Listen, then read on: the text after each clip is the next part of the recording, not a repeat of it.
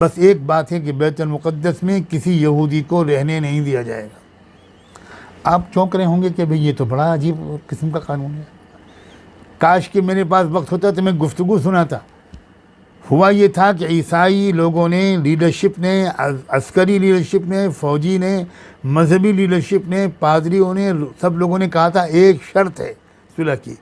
کہ یہاں اس مقام پر کسی یہودی کو ٹھہرنے کی اجازت آپ نہیں دیں گے، جیسے ہم نہیں دیتے ویسے آپ بھی نہیں دیں گے۔ یہ ان کا مطالبہ تھا، اور روایات تو یہ تک بتاتی ہیں کہ حضرت عمر نے ان کو قائل کرنے کی کوشش کی کہ بھئی آپ اس پر ہم کو مجبور نہ کریں، ہم آپ کے محلے میں آپ کے ساتھ رہنے پر پابندی لگا دیتے ہیں، لیکن یہ کہ یہاں تو حضرت عمر نے بالآخر یہی کہا کہ ٹھیک ہے آپ کے ساتھ نہیں رہیں گے، الگ بستی ہوگی ان کی اور وہ وہاں رہیں گے، ہم ان کے رہنے کی پابندی نہیں لگا سکتے۔ کیا آج آپ یقین کر سکتے ہیں کہ جو یہودی آج یہ سلوک کر رہے ہیں، اور وہ سب یہودی نہیں کر رہے ہیں، میں یہ بھی کہنا چاہتا ہوں، تو جو صہیونی یہودی کر رہے ہیں ان کے آباء و اجداد کے ساتھ یہ سلوک حضرت عمر نے کیا تھا، اور یہی سلوک پوری تاریخ میں جاری رہا۔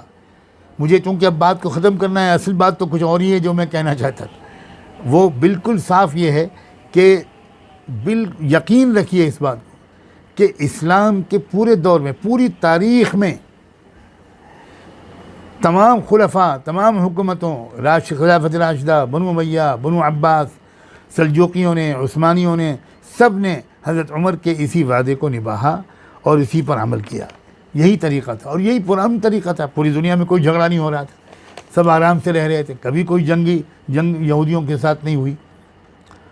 لیکن افسوس کہ ایک شخص نے سب سے پہلے ایک خیانت کی۔ مصر کا ایک حکمراں تھا محمد علی پاشا، اس نے سب سے پہلے اس معاہدے کی خلاف ورزی کرتے ہوئے اس نے وہ خرید لیا گیا، ایسا اشارے ملتے ہیں ریسرچ جو پیپرز ہیں ان میں، اور وہ کچھ پیسہ لے کر اس نے 10 یہودی خاندانوں کو بیت المقدس میں رہنے کی اجازت دی، رہنے کی، آنے جانے کی نہیں، آنے جانے کی اجازت تو تھی، 1 مہینے تک رک سکتے تھے، اس سے زیادہ نہیں رک سکتے تھے، لیکن علی پاشا نے یہ پابندی ہٹا دی، اور یہی جڑ بنیاد ہے وہ 10 خاندان، اس ساری مصیبت اور فساد کے جو پوری آج تک چل رہا ہے۔ بہرحال اس کے بعد پھر ایک جو دور آئے، آپ ابھی مختلف مقررین سے سن چکے ہیں کہ کیا ہوا پھر اس کے بعد 18ویں صدی کے آخر میں یا 19ویں صدی کے شروع میں کس طرح ایک چند یہودی لیڈروں اور سرمایہ داروں نے گویا ایک تحریک شروع کی صہیونیت یا زیونزم کے نام سے، اور کس طرح یورپ اور امریکہ، پہلے یورپ، برطانیہ سب سے پہلے، جب تک دجال کا مسکن برطانیہ تھا۔ میں جانتا ہوں یہ جملہ جو ہے بہت تشریح طلب ہے، اور میں آپ کے اندر پیاس بھی پیدا کرنا چاہتا ہوں کہ دجال کا ایک اسٹیشن بہت زمانے تک برطانیہ رہا، اس کے بعد ایک وقت آیا کہ دجال کا اسٹیشن امریکہ منتقل ہوا، اور شاید برطانیہ ہی وہ جزیرہ تھا جہاں ایک عظیم صحابی تمیم داری کی ملاقات براہ راست دجال سے ہوئی تھی۔ چنانچہ برطانیہ ہی نے اس بچے کو جنم دیا، اسرائیل جس کا نام ہے، جس کی تفصیلات ابھی آپ سن چکے، اور اس کے بعد جو کچھ ہو رہا ہے، کس طرح اسرائیل مظالم کر رہا ہے، کیسی بے انصافی کر رہا ہے، دنیا کے مختلف ملکوں میں جہاں جہاں یہ لوگ آباد ہوئے ان ملکوں نے سب نے ان کو نکالا۔ میں نے پورے اعداد و شمار لکھے تھے کہ فرانس نے کس وقت نکالا، جرمنی نے کس وقت نکالا، برطانیہ نے کس وقت نکالا، یہاں تک کہ امریکہ کا ایک صدر، آپ حیرت کریں گے، امریکہ کے ایک صدر تھا،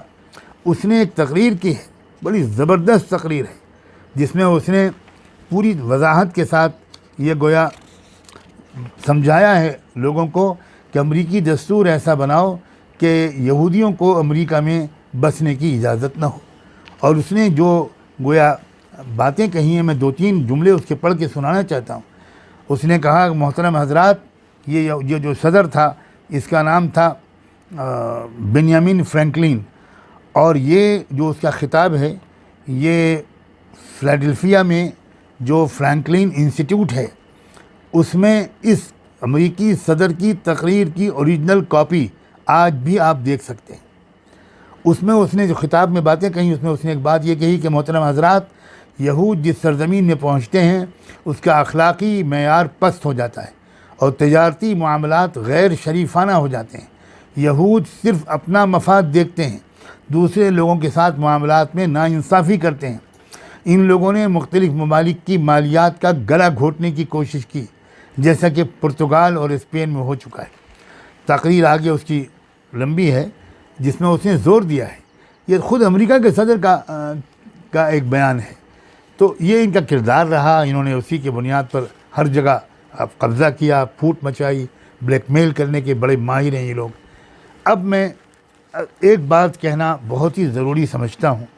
اصل تو میرا اصل مدعا وہی ہے۔ ایک بات یہ بھی سمجھ لیجئے کہ یہ جو کچھ ہو رہا ہے یہ اللہ کی منصوبہ بندی کے مطابق ہو رہا ہے۔